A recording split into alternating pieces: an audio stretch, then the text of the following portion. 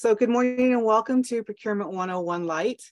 As we go through this presentation, Angelica will be tracking questions. So if you have any questions, please feel free to put them in the chat or raise your hand and she'll take the question and we will either address them through the presentation or at the end. I'm not sure how many we're going to get, so we'll see as we go along. I am Teresa Villa, the Chief Procurement Officer and the Executive Director. This morning, we're going to take a look at procurement and contracts and focus how we serve the campus and take a look at who we are and what we do. Today's objectives, as you can see, we're going to go over the responsibilities, regulations, talk about requisition process, the UPEC process, and then do a little identification with regards to procurement and payables and what we do and how we do things differently.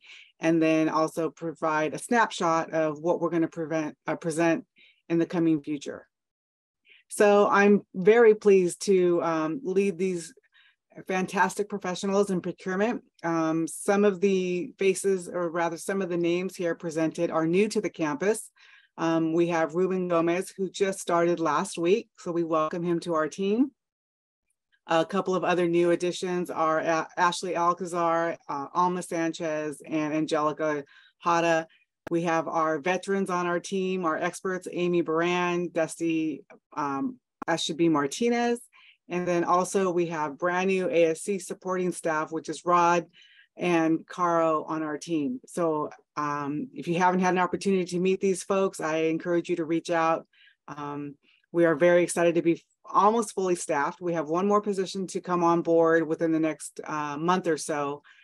So we will be fully staffed at that time, and that will help us process your needs and meet your requests more efficiently.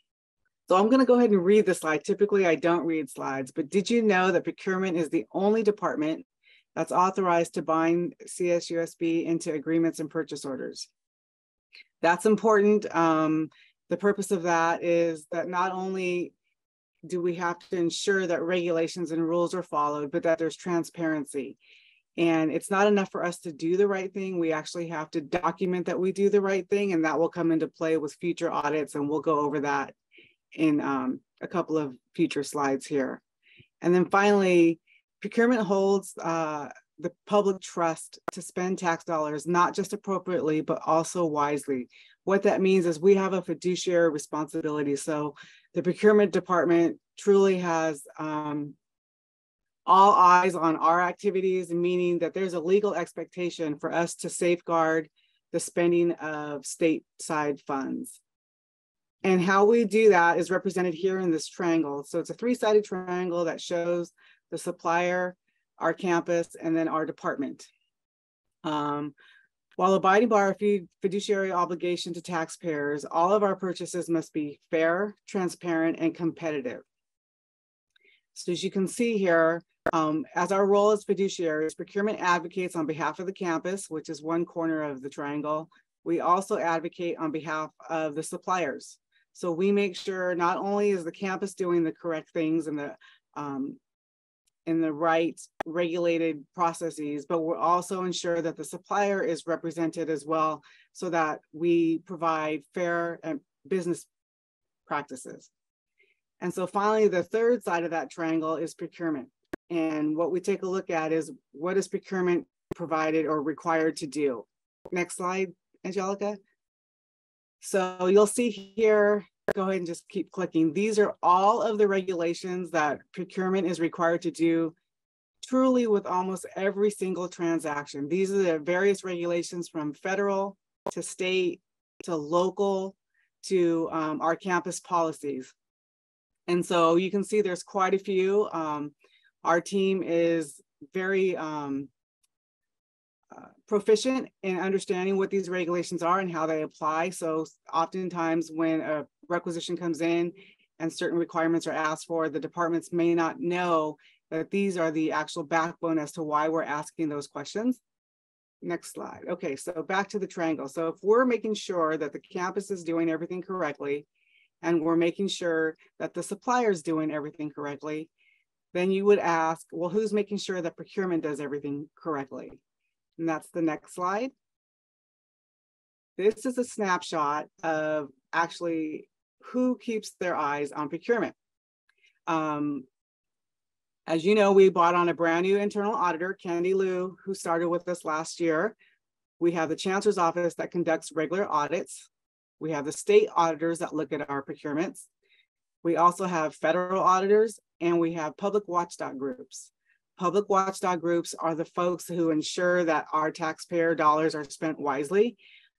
They consistently request reviews through a Public Records Act request at different procurements that we provide. In addition to that, they also advocate for unsuccessful bidders. So if we put out a bid and there's a couple of folks that don't win the bid, they can contact the public watchdog groups and ask for a review of the bidding process to ensure that everything was done fair, transparently, and competitively.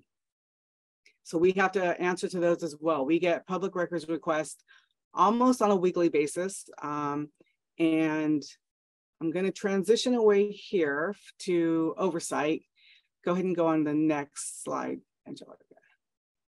Now that we have shared who we are and why we do what we do, we're going to take a look at 3 major steps to purchasing and what is it that you need to do to provide so that we can provide service in a timely manner. That requires a requisition. And so when you're developing a requisition, you're going to want to do take these things into consideration, which is determine what your need is. You're going to want to identify whether or not it is a timely request. In other words, is there a shelf life to what it is that you're purchasing? Is there a deadline that's associated with that? Those are the things that you want to take into consideration. You're also going to want to develop a scope of work and or specifications depending on what it is that you're buying, whether it's a good or service. Those are the things that procurement can partner with you on to help you develop. I do want to stress here that when you develop a scope of work for a service that you're going to need, that you do not engage a supplier to help you develop that scope of work. That's critical because there are regulations and laws that prevent anybody that helps with a scope of work from participating in a competitive solicitation. So if you bring on vendor A and they help you develop all the things that you're going to want, come bidding time, vendor A will not be able to participate because they've had foreknowledge and an unfair advantage to the project. And so those are the things that we look for when we help develop a scope of work. We ask, have you worked with a supplier before? Has anybody had any conversations? We have to be aware of those. We're not saying don't speak to a supplier, but what we are saying is we want to make sure that they don't get involved in developing your scope of work. You can entertain conversations, you can take a look at their latest and greatest, whatever it is that they're offering, but when it comes down to actually developing what it is that we want to purchase from them, that's kind of where we have to close off those communications, and procurement can work with you to help develop those. Another thing that we ask is that when you're creating a requisition, can the purchase or service be purchased on a P card?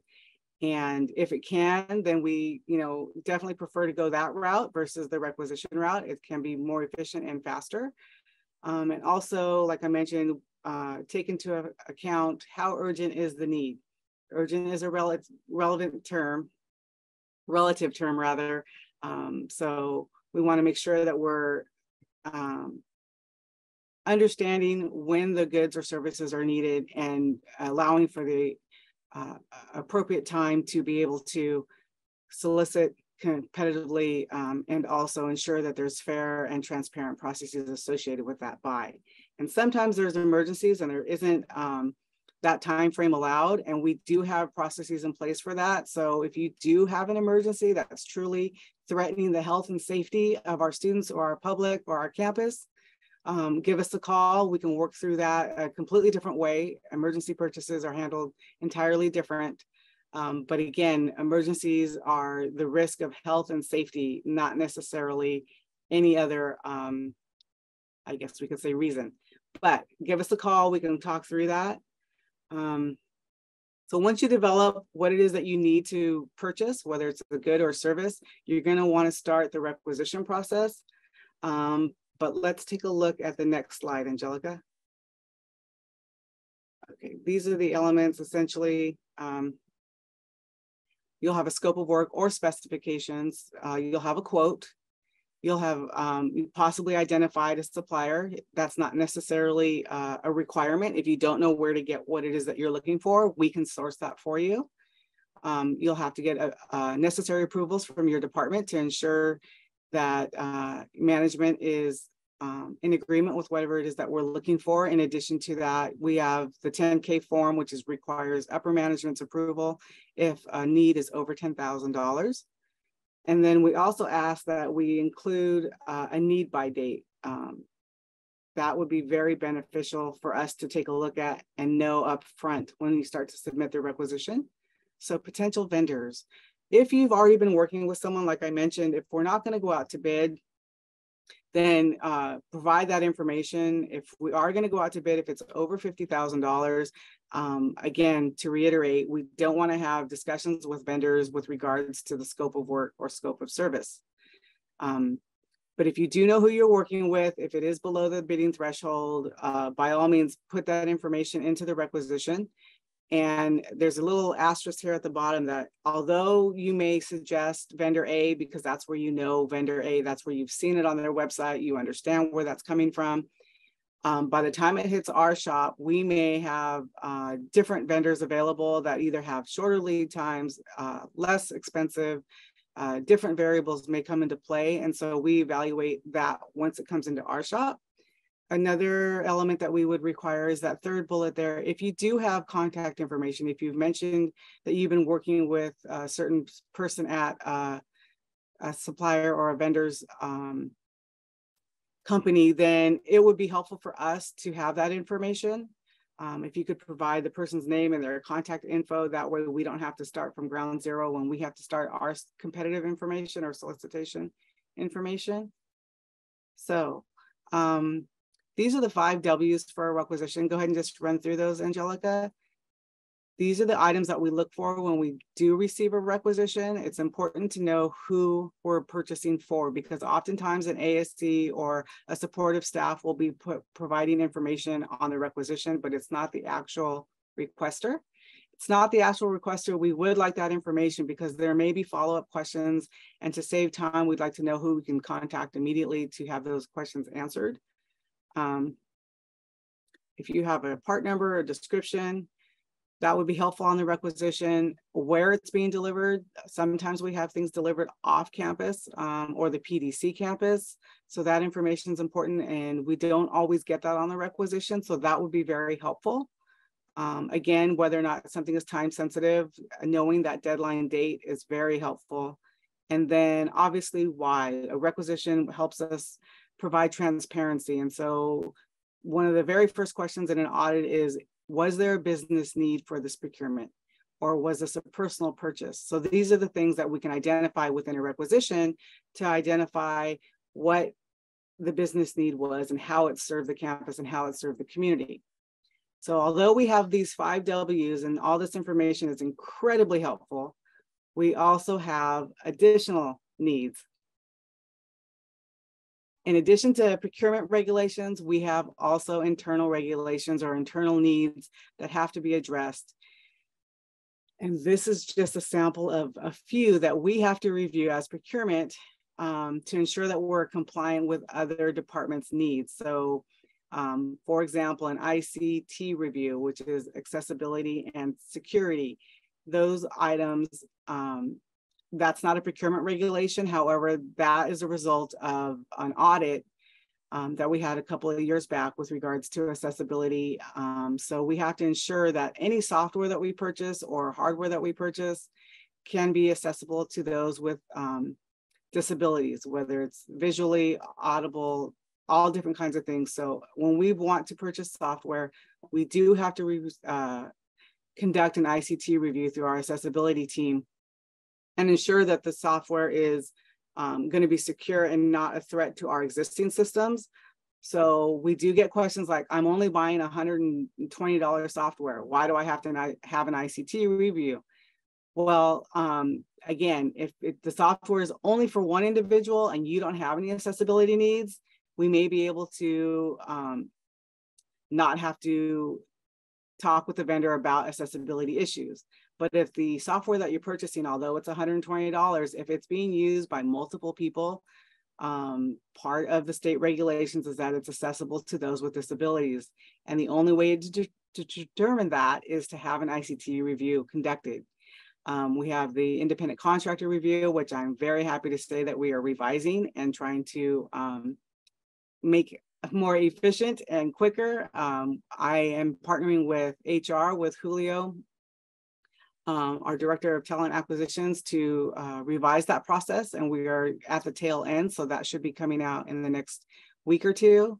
You can see here, for example, the bullet right of first refusal for catering. We have our catering contract with Chartwells, and part of our contract is that Chartwells will have the first right of refusal should there be a need for catering. So that's not a law, that's not a rule, that's not a regulation, that's a contract negotiated clause that says we will abide by that clause, and therefore the campus will have to ask, can catering or Chartwells provide the services that we need first, and then when they come back with a no, then you're free to go other places. But if they say, oh no, we want to provide those services, then as a result of that contract negotiation, we now have to use Chartwells. So some of these things on here, like I mentioned, these are campus needs that we have to make sure that we abide by. So I just want to kind of recap. Remember, these are the regulations that are procurement driven. These are the things that we have to take a look at. But the slide before were the things that we have to make sure that we abide by from a campus perspective or a legal perspective outside of procurement. So we're going to move on to now you're ready to submit a requisition. Now I know what you're thinking. You know what you want. You know where to buy it. You know how much it costs. You've already talked to the vendor. Why do I have to go through procurement? That's because, again, all those regulations, we have to ensure with every single transaction that we abide by those regulations. So once you put in a requisition has a journey that it has to go through. The requester will input that, but it still has to be approved by the department approval, whether that's a budget analyst or a supervisor or a manager. It still has to go through the approval before it gets to procurement. So what we found in the last 6 months is we've taken a look at quite a few transactions, and what we've learned is the requester will submit it at a certain time. And again, that requester may not be the person who actually needs the services. That may be an ASC or some other supportive type of position that provides the requisition, but the actual requester doesn't have any access to the CFS system or to input a requisition. So as far as they're concerned, the request has been made. But then it can go dormant for a period of time between the inputter and the approver. So what we're asking now is for any time you have a requisition and you're inputting that and you're the requester, please notify your approver as soon as possible to approve that requisition. That will help dramatically cut down the processing time, because again, the person who needs the services is told that the requisition is input, but it doesn't necessarily make it to our shop within that day or the following day. So if you can, as the inputter, contact your approver and say, hey, we've got a requisition in here, can you please approve it today? That will cut down processing time tremendously. Once your approver approves it, it then hits the procurement department. My team will then assign it to the appropriate buyer and get in touch with the inputter or requester to let them know what the processing time is. But you can see here on the bottom part of this graphic here, sometimes our requisitions only come in with a quote. Sometimes they come in with an invoice, which means services have already been rendered. Sometimes we get requisitions without approvals, necessary approvals. And so because of that, that adds time to our process. So what we've asked is, please ensure that you have all of your ducks in a row before submitting your requisition. If we can help you with the ICT process, with the independent contractor process, give us a call. But again, our clock starts when the requisition is approved. And so if we can help you navigate some of those reviews and approvals, we'll certainly do that. What we will do then is await the requisition before we can take any action with the vendor. Okay, So once we receive a requisition, depending on the threshold, will determine how we proceed. And these thresholds are actually available on our website as well. These are general thresholds. We'll be more specific in the upcoming Procurement 101 training that we will hold after today's session. We will be providing that probably within the next couple of weeks for folks to be able to sign up and take a comprehensive Procurement 101 training. But as you can see here, lead times will vary based on the bidding. So if we have something below $50,000, we will still compete it, but it's not a formal process. Anything over a formal process, as you can see, can take up to 3 to 9 months, depending on the complexity. Let's see. Another question we get asked a lot is, why do I have to have an ICT or software review? Why do I have to have an independent contractor review? I think pretty much I've talked about how and why we have to do that. But if you have questions after this presentation, by all means, give us a call. We are all here to take your questions, and so we can help be a resource for you. So once we have a requisition, we determine whether or not we have to go out to bid for it, or if it has any additional requirements that require additional time, meaning that there's hazardous materials, we have to make sure that we have the proper documents on file. We have to make sure that we have proper handling. We talk with EH&S to ensure that we are compliant with whatever's needed for a hazardous purchase. Those are the kinds of things that we review.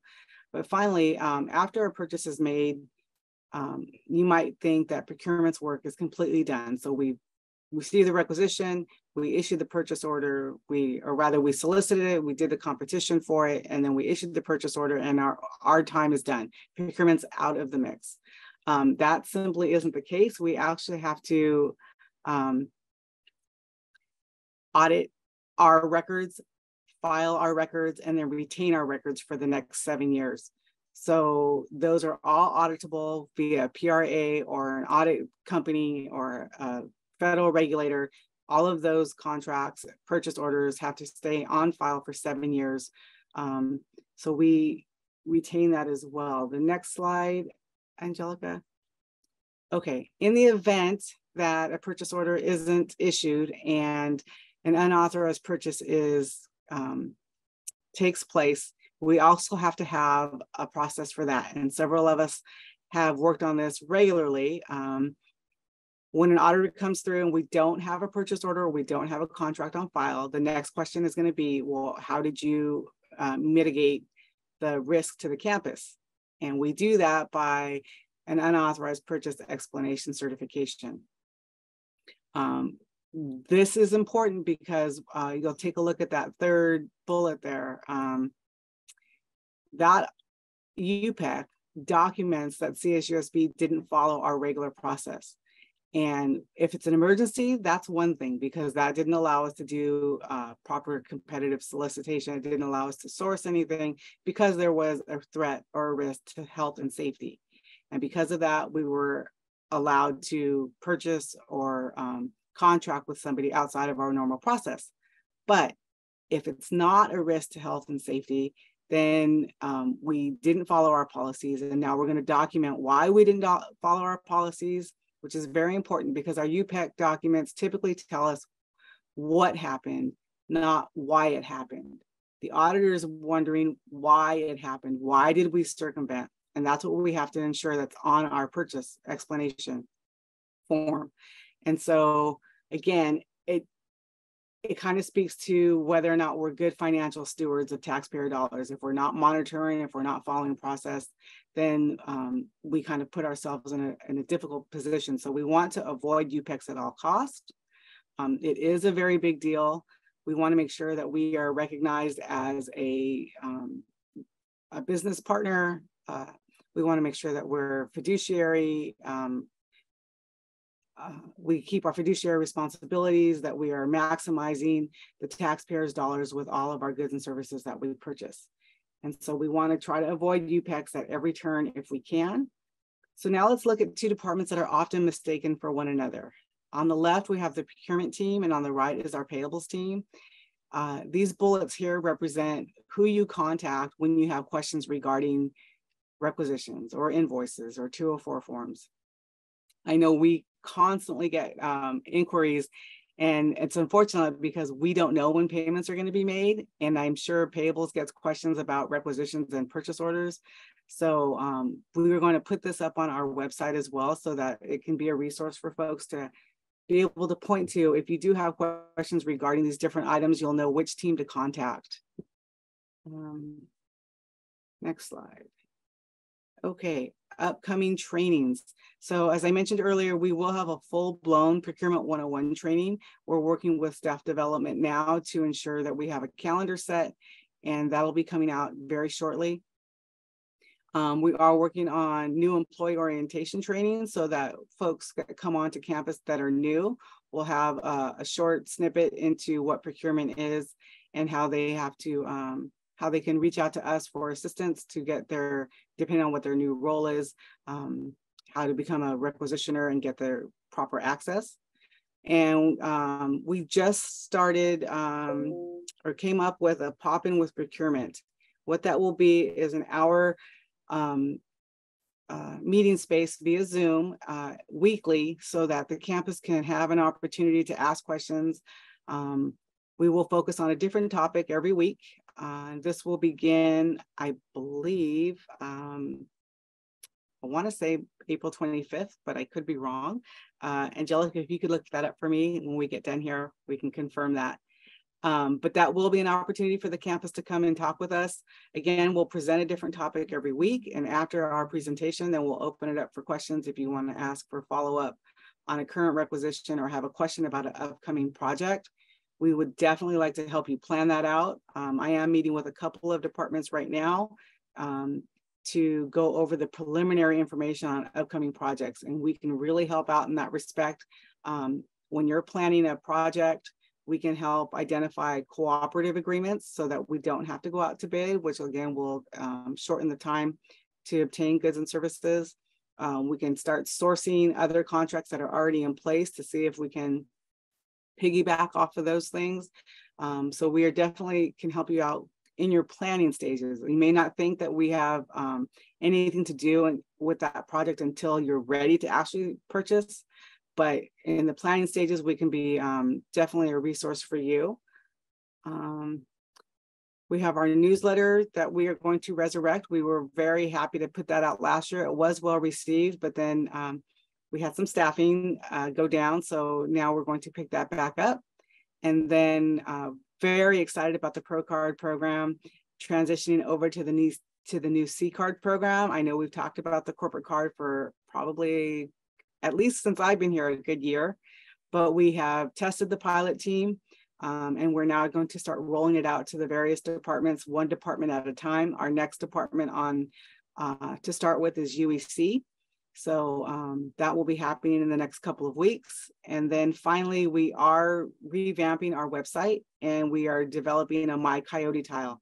The My Coyote tile will help the campus specifically because it's going to be related to procurement processes. So our website is for the public and for them to understand where we are and what we do. But the My Coyote tile will be specific to processes and steps that we can help the campus so that procurement is much more efficient and cuts down on our processing time as well.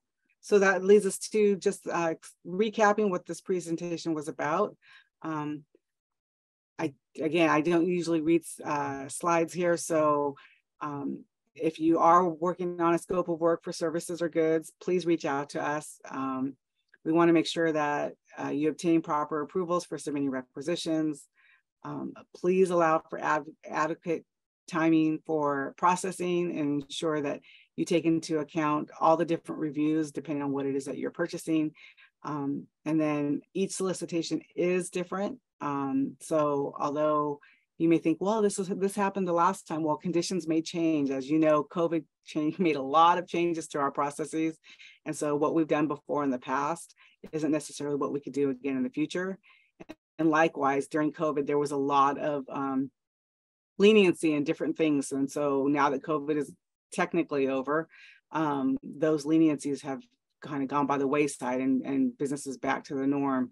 So if you do have any questions, like I said, I'm here, my team is here.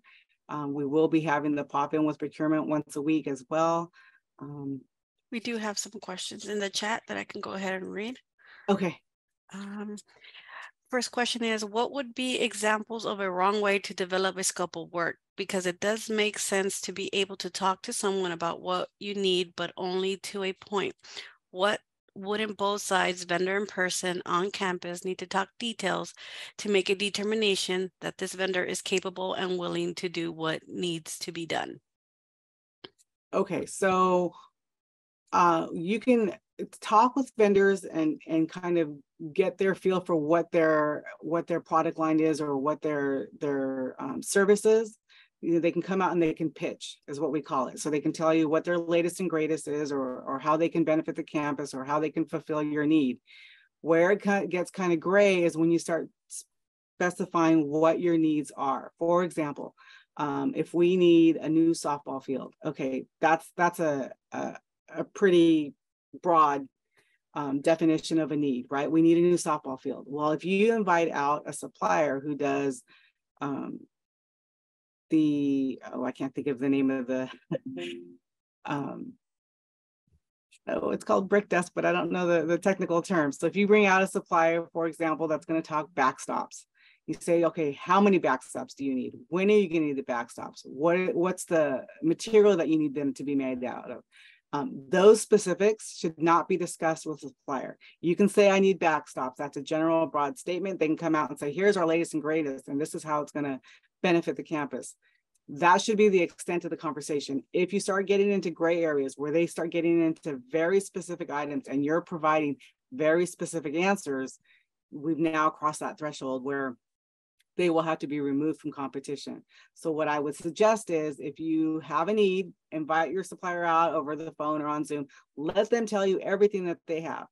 That's fine, but don't start providing specifics to what it is that we need.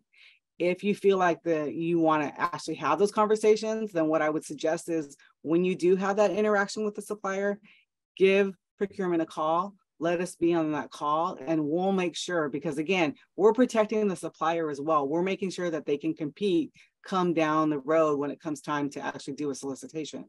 So if, he says, oh, well, I can do, aluminum back, and then you're gonna say, oh yes, we really need aluminum because X, Y, and Z. We used to have steel, or we used to have whatever.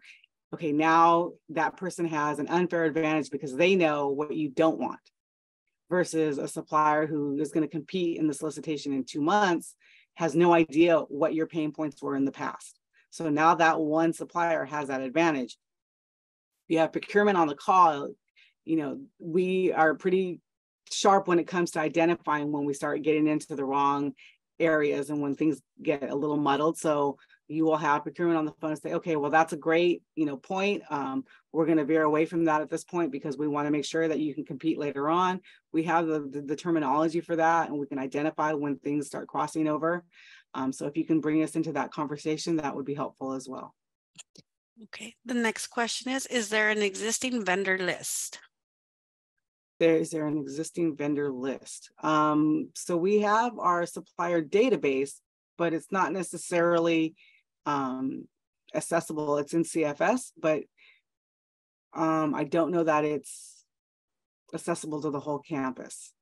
I do know that we have preferred vendors for a couple of things, like hotels, like busing, and also I believe we have one other that's on our website, but we are revamping our website. So there will be a lot more resources out there. And again, that'll be on the My Coyote tile, so that the campus can go quickly to identify preferred vendors or vendors that are available for certain commodities or specialties. Okay, next question is, it would be great to have a list of category codes and descriptions handy when submitting a requisition. Is it available anywhere besides on the actual requisition? I don't believe it is, but we can definitely put something out there. Again, that'll be in our My Coyote tile. So Angelica, if you can note that. Yeah, I'm noting it right now. To post that. Purchasing Purchasing used to contact vendors and ask them for their certificate of insurance. Now it has been moved back to the ASCs. Also, accounts payable used to contact the vendor for the pay data record form. Now it has been moved back to the ASCs. Is this correct? It's actually varies, because if you've already had, for example, I can think of performers or guest speakers, you've already been in communications with those folks. If you want to expedite the process, then yes, by all means, ask for the insurance up front. If, for example, we're going to go out to bid and we don't know who the supplier is, we don't know who's going to win that bid or RFP, at that point, it's up to procurement to ensure that the insurance is met and that the 204 forms are completed. So if you have an existing relationship already with the supplier, it would cut down the time for you to be able to get those things. But ultimately, it will fall to procurement if those items aren't provided at the time of the requisition. I'm wondering if the training and procedures will be updated, i.e. forms needed for events on campus. With that, are you going to collaborate with other departments to include what is needed for RECs, i.e. risk management? Yes, so we are working with, like I mentioned, with the independent contractor process. We did work with HR. We regularly meet with risk management, so we would definitely partner with them as well.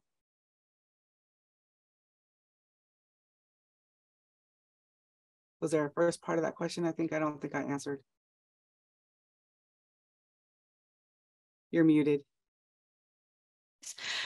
Wondering if the training and procedures will be updated. Oh, that's yes. the first. Yes, so we are revising all of our policies and procedures.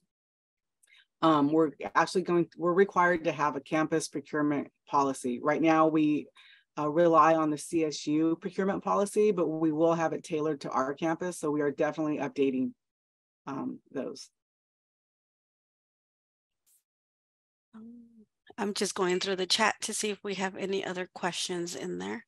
In regards to training new staff members, may I suggest refresher and handouts to current employees? 15 years plus of service. When changes occur, we are not notified of new procedures. Yes, so the Procurement 101 training is going to be a required training for anybody that's involved in the procurement process.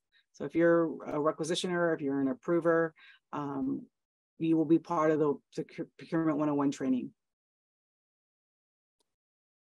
I believe that is all the questions we have. Oh, I'm sorry, there might be one more. No, that is all the questions we have. Okay, well, thank you everyone for your time. Angelica, there's a chat you might want to read as well from I'm sorry. Dr. Mendoza. Oh, yes, I see it. I apologize.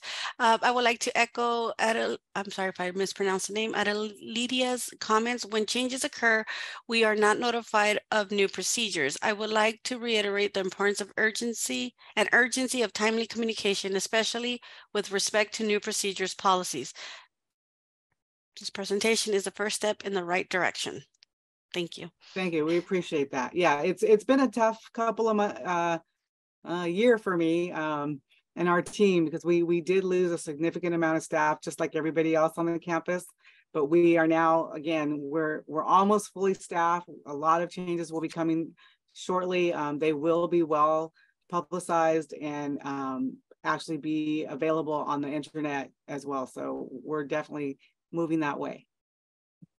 Okay, Angela Garcia says, is there a way that we can have category codes added to the requisition category lookup list instead of using miscellaneous category when we don't see a category that fits? I'm going to say no, only because we are transitioning over to P2P at the end of the year. And I do know that they've developed a whole new list. And so I don't know that we're going to be taking the time now to modify CFS. So I would say no, but it will be changing by the end of the year, and hopefully more user-friendly and provide additional information for everyone. And I believe that is all the questions in the chat as well, other than thank you and great information.